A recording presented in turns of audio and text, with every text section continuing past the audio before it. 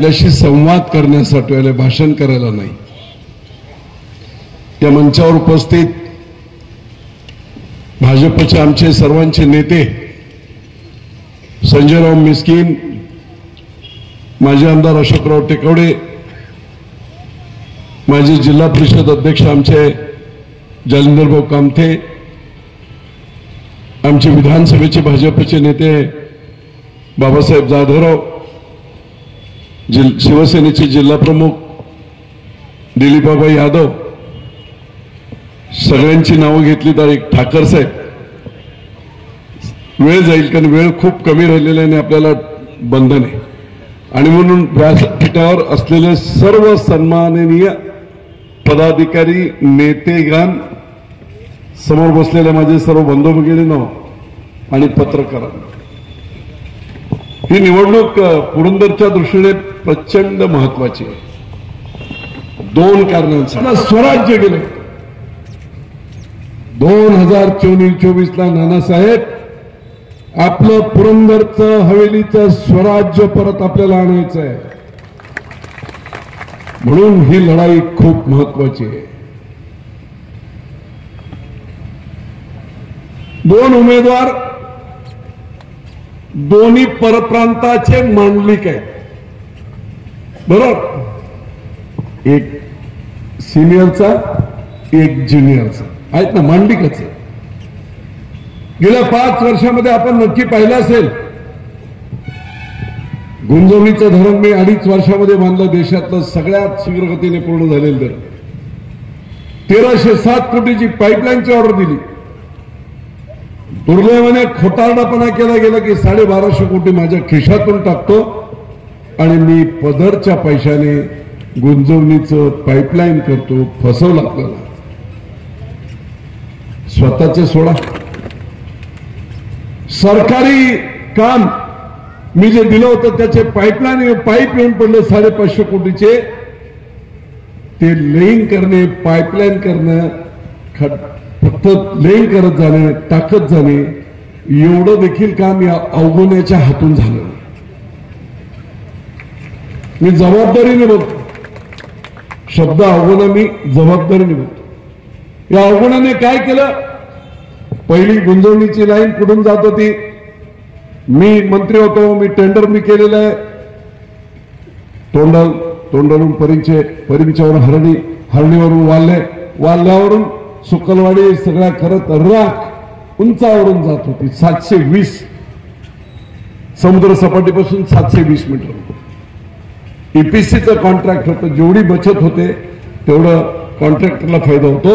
20 जुलै 2020 रोजी ही लाईन बदलली गेली आणि तोंडलवरून लपतळवरून जेऊर मांडकी करत राख आणि पुढे बारामतीला पळवण्याचा प्रयत्न केला। वरून लाईन होती ती 147 किलोमीटर होती, खालून लाईन केल्यानंतर 600 मीटरहून ती झाली 87 किलोमीटर, बचत झाली 50 किलोमीटर। 1360 डिवायडेड बाय 147 किलोमीटर, एका किलोमीटरचा खर्च बघा आणि गुणिले 50, 400 कोटीचा फ्रॉड करण्याचा प्रयत्न सत्ताधारी आमदार आणि कंपन्यांनी अधिकाऱ्यांनी केला। पण मी जाहीररित्या सांगतो, वाल्ह्यातले वगैरे सगळे आमचे शेतकरी आडवे आले, त्यांनी ती लाईन होऊ दिली नाही, आंदोलन केली। नंतर माझ्या लक्षात आलं की आंदोलन का होते, तेव्हा माझ्या लक्षात आलं की 20 जुलै 2020 ला ही लाईन खालून टाकली, फ्रॉड केला गेलाय। आता मला सांगा, 600 मीटरवर जेऊरमध्ये आणि मांडकीमधून लाईन जात असेल आणि वाल्हा 720 मीटरवर आहे, 120 मीटर वर आहे, धरण 741 वर आहे, बरोबर आहे। थेरॉटिकली कागदावर बरोबर दिसतंय की 600 वर उलटा पाईप टाकायचा, उलटा असा खालून वर पाणी जाणार, तांत्रिक दृष्ट्या कदाचित पाणी निघेल, प्रेशर असेल का नाही। आणि जर ह्या 15 किलोमीटर मध्ये लपतळवाडी ते हरणीपर्यंत पाईपलाईन जाते, डिस्ट्रीब्युशनची लाईन 12 इंचाची 15 इंचाची, ही लाईन मोठी 6 फुटाची आहे, त्याला जर 12-14 इंचाची लाईन जर तिथपर्यंत नेली आणि शेतकऱ्यांनी मधल्या शेतकऱ्यांनी त्याला भोकं पाडली, पाईपलाईन घेतल्या, तर वर हरणीला पाणी निघेल का, निघू शकत नाही। ती वरून लाईन एवढ्यासाठी केली होती, ग्रॅव्हिटीचा फ्लो आहे, वरून वॉल खोलले की उंचावर असलेल्या पाईपलाईन मधून संपूर्ण नद्या नाले ओढे वरे पाणी सोडून दिलं तरी विहीरपर्यंत गुळूंच्या पर्यंत पाणी येईल.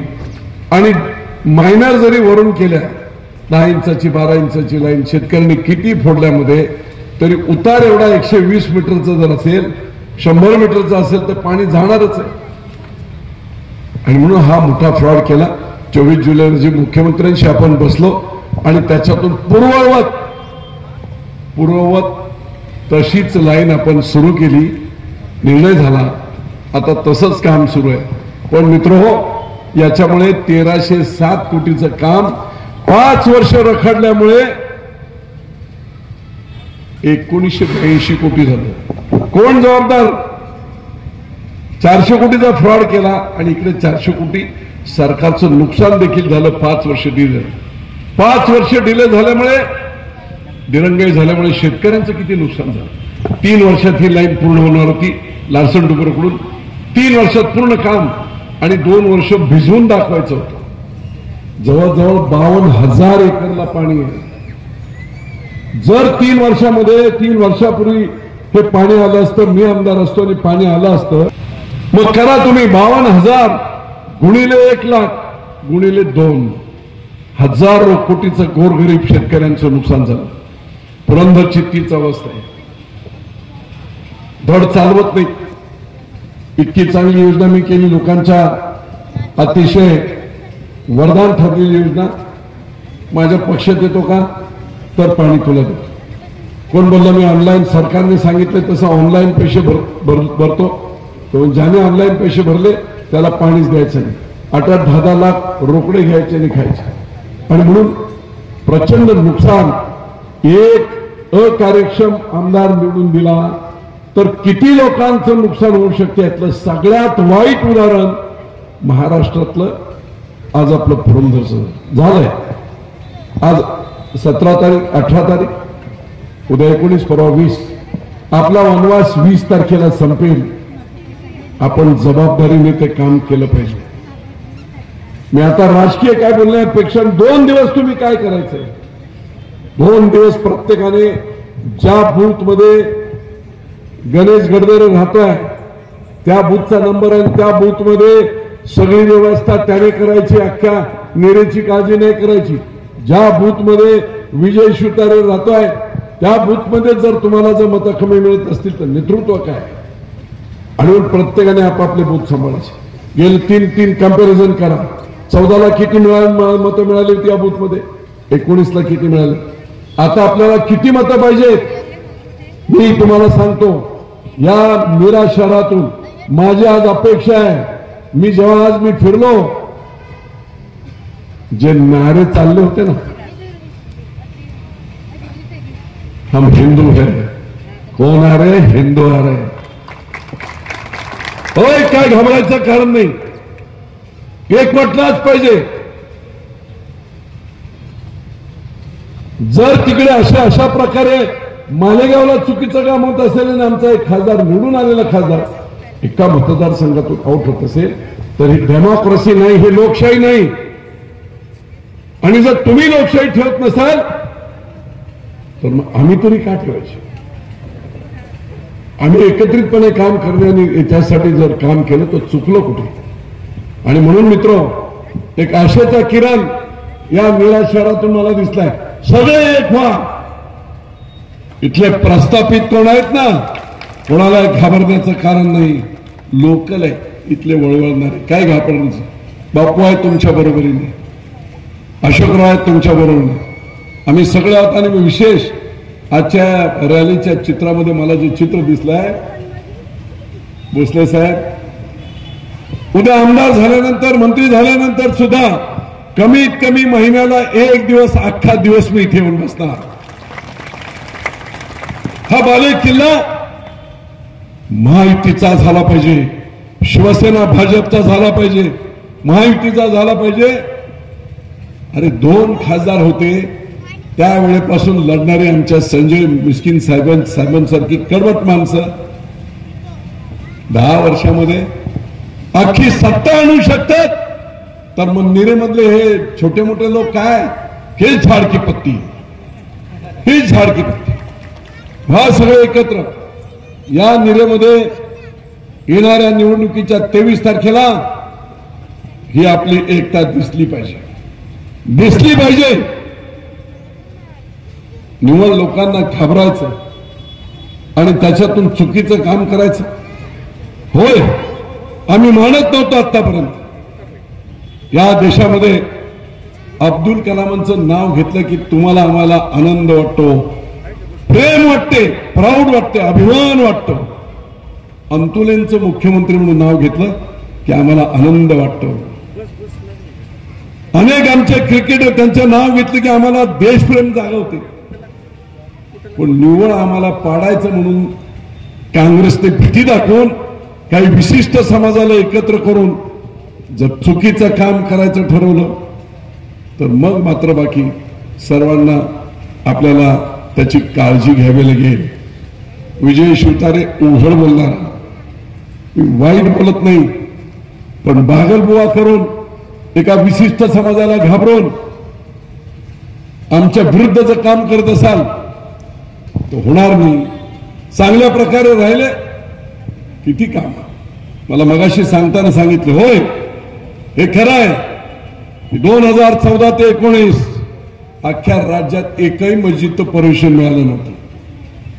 सहिष्णुता आम्ही म्हणतो, पसायदान काय म्हणतो, अख्खं विश्व हेच आमचं. 2014 ते 19 अशोकराव अख्ख्या राज्यात एकमेव मस्जिदचं परमिशन मिळालं ते विजय बापू शिवतारेंनी करून दिलं सासवडचं.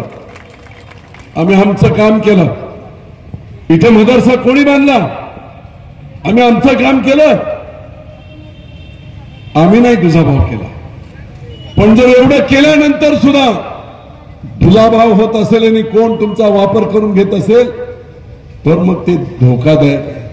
आणि म्हणून मला विनंती आहे, हे व्हायचं नसेल तर त्यांनी आता या निवडणुकीमध्ये आपलं कर्तव्य, हमने हमारा कर्तव्य किया, आप आपका कर्तव्य कीजिए.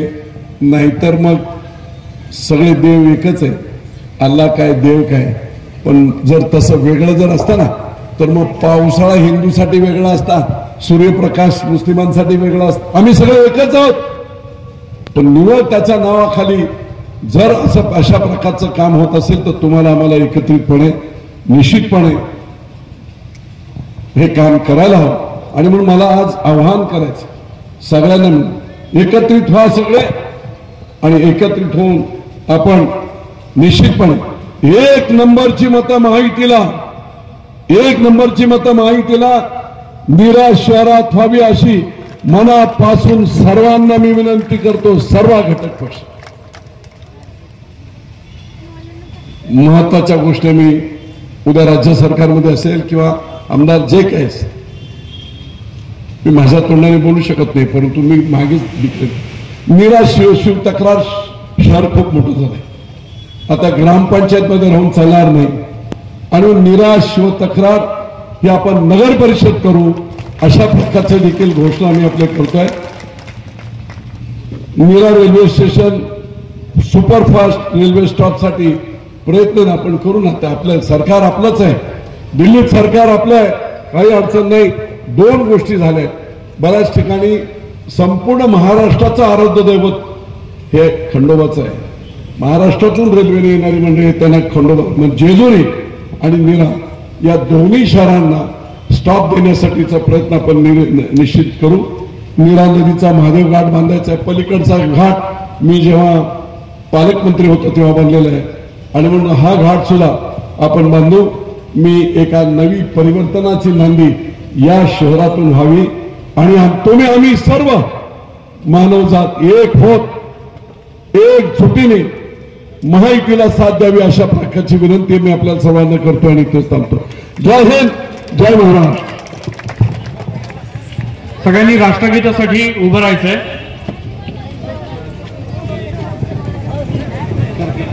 जनगण मन अधिनायक जय हे भारत भाग्य विधाता.